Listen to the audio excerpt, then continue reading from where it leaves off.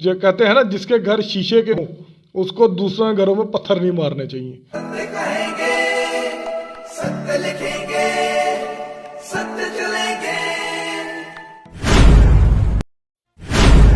Fishery department के कार्य पर कई प्रश्न पिछले कुछ दिनों से लग रहे हैं और जो लोग प्रश्न लगा रहे हैं वो आज हमारे साथ हैं।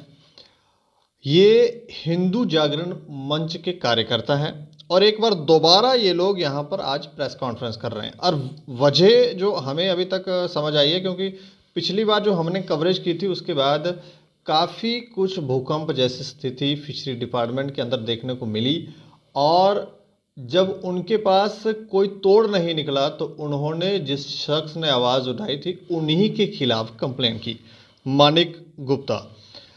हिंदू जागरण मंच के जो महानगर अध्यक्ष हैं विक्रम चारक जी हैं, इनकी तरफ से ये प्रेस कॉन्फ्रेंस जो है वो यहाँ पर बुलाई गई है और मानिक जी हैं, उनके सारे कार्यकर्ता हैं, इनसे बात कर लेते हैं। लेकिन सर आज की इस प्रेस कॉन्फ्रेंस के बारे में थोड़ा सा हमें बताएं। जी, आज की प्रेस कॉन्फ्रेंस, सबसे पहले जय श्री राम। आज की जो प्रेस कॉन्फ्रेंस है वो ये है कि हमारे एक कार्यकर्ता ने कुछ दिनों पहले मछली विभाग के ऊपर एक आवाज़ उठाई थी। उसके बाद जैसे ही उन्होंने आवाज़ उठाई, फिशरी डिपार्टमेंट ने पुलिस डिपार्टमेंट में जाके उनके खिलाफ एक कंप्लेंट कर दी।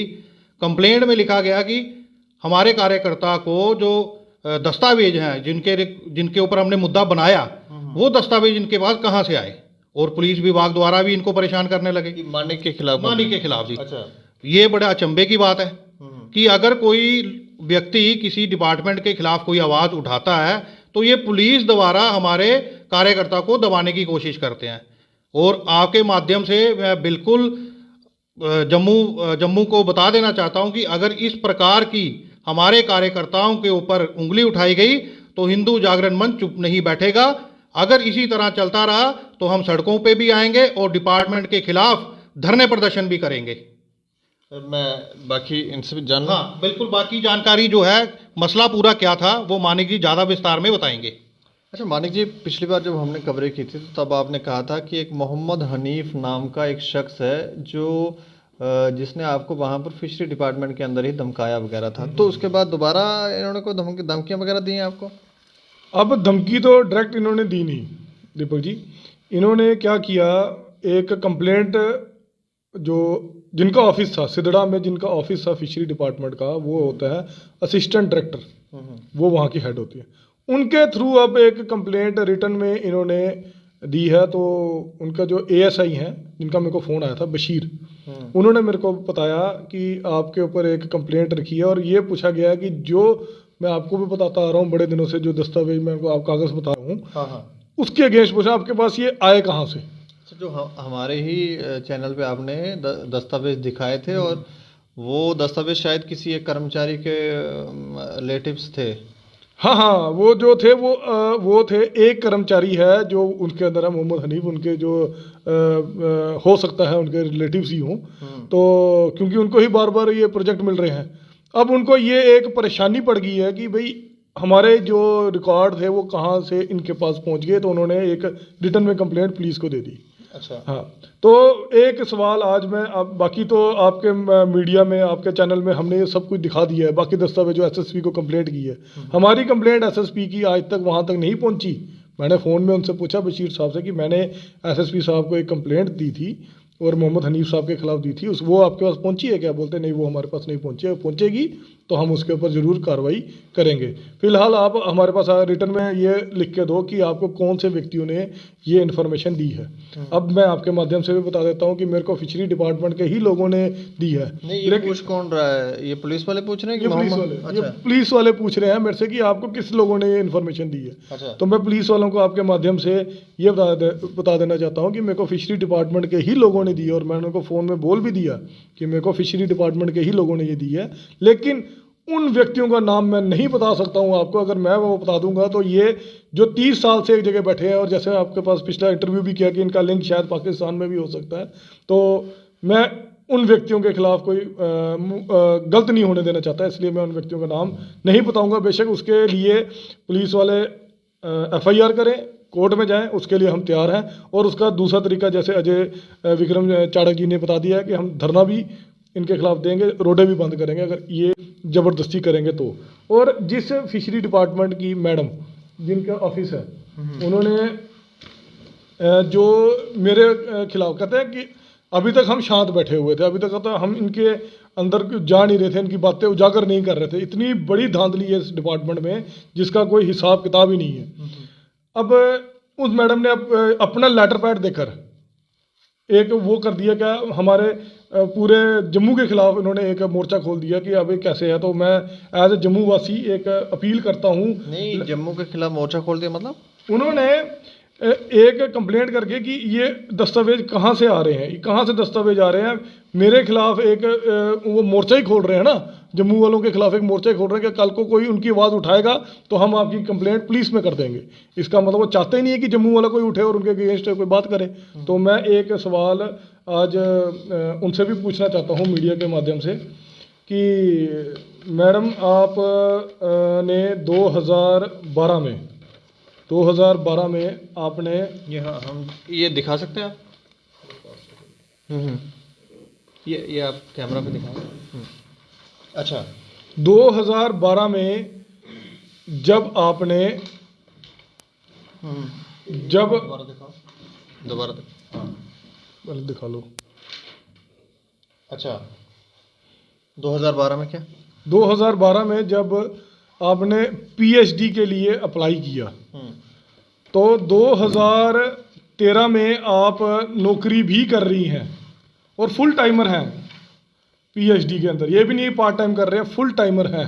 2012 में पीएचडी के लिए अप्लाई किया, हाँ, और 2013 में नौकरी भी कर रहे हैं और 2013 में नौकरी लगी, नौकरी भी कर रहे, प्रमोशन हुई है उनकी। अच्छा, और ये है 2019 में इनका पीएचडी कंप्लीट होती है। तो जैसा दीपक जी आपको याद है, आपने एक सवाल मेरे से पूछा था कि ये कुछ काम करना ही नहीं चाहते, घर में बैठ के आराम करना चाहते और स्कीमें सरेंडर कर देते हैं। तो ये जीता जागता उसका प्रमाण है कि ये मैडम तो यहाँ तो पीएचडी कर सकती है, एक व्यक्ति 2 जगह प्रेजेंट नहीं रह सकता। ये एक जगह 2 जगह प्रेजेंट, तो इनके पर कोई इंक्वायरी नहीं हो रही है? इनके ऊपर आज ये इन्होंने, मैंने बताया कि इन्होंने आज अपने ही जो कहते हैं ना, जिसके घर शीशे के हों उसको दूसरे घरों में पत्थर नहीं मारने चाहिए।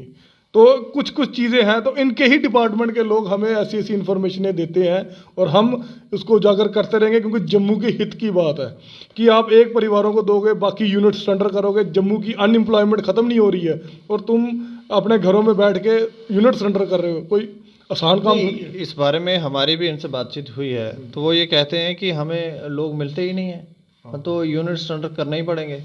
देखिए, ये ढूंढते ही नहीं है, ये ढूंढते ही नहीं है। अब मैं आपको बता रहा हूँ, हमारे पास 2 व्यक्ति यहाँ पे बैठे हुए हैं, ठीक है। अगर मैं उनको बोलूँगा कि अप्लाई करना है तो पक्का करेंगे, अनएम्प्लॉयड है। अगर गवर्नमेंट की स्कीम, अगर देखो 2 तरीकों से अनएम्प्लॉयमेंट दूर हो सकती है। जैसे आज लोग अनएम्प्लॉयमेंट है, हम भी मानते हैं, पर उसको दूर करना गवर्नमेंट का काम है। तो गवर्नमेंट की या तो जॉब लग जाए या तो गवर्नमेंट की स्कीम्स का हमें पता चल जाए। जब ये जो मैडम है और ये जो मोहम्मद हनीफ साहब हैं, ये उस चीज़ को नोटिस में लाएंगे ही नहीं, एक नोटिस बोर्ड लगाएंगे नहीं कि हमारे जम्मू डिस्ट्रिक्ट में कितने यूनिट्स आए हैं, कितने हमने देने हैं। ये जब लाएंगे ही नहीं बाहर, तो जम्मू के अंदर अनएम्प्लॉयमेंट कैसे दूर होगी? मतलब प्रचार नहीं करेंगे, पेपरों में नहीं देंगे, हर जगह प्रमोशन नहीं करेंगे कि ऐसा कुछ है। मैं इसके बारे में एक चीज़ बताता हूँ। मैंने इनसे खुद 2 या 4 बार पूछा कि मैडम मेरे को ये बता दो, मैंने आपके पास अप्लाई किया है तो कम से कम इतना बता दो कि कितने जम्मू के अंदर एप्लीकेंट्स हैं जिन्होंने आपको अप्लाई किया। करते आपको क्या लेना देना जी, आप अपना काम करिए, आपको क्या लेना देना। क्यों?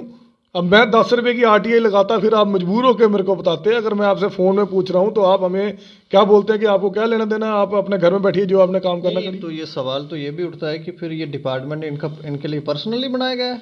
ये डिपार्टमेंट इन्हीं लोगों का पर्सनल है जी, जिनको ये मैंने आपको बताया कि इनको पिछले 3-4 साल से इन्हीं लोगों को क्यों मिल रहे हैं यूनिट, किसी और को क्यों नहीं मिल रहे।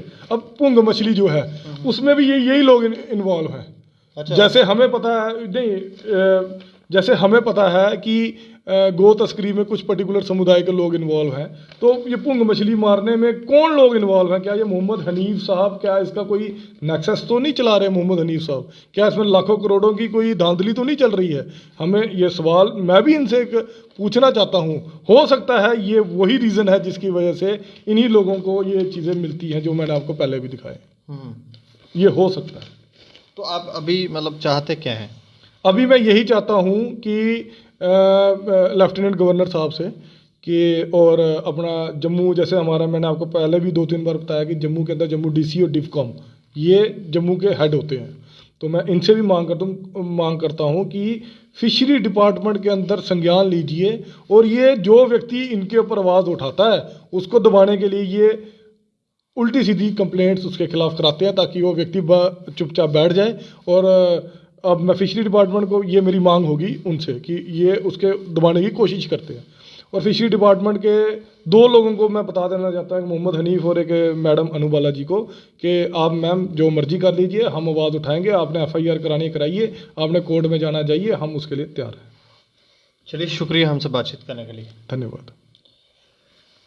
तो कई सारे प्रश्न इससे पहले भी इन्होंने लगाए थे, तो उसके ऊपर काम भी हो रहा है, क्योंकि जब हमने पहले कवरेज की थी तो तब हमने कहा था कई ऐसे डिपार्टमेंट हैं जो लाइमलाइट में नहीं होते हैं, और जब वो लाइमलाइट में नहीं आते, उनके ऊपर चर्चाएं नहीं होती, तो वहाँ पे कर्मचारी भी ढीले ढाले ही हैं, उनको आराम से वो काम कर रहे हैं, उनको कोई लेना देना नहीं है, क्योंकि कोई पूछने वाला है नहीं।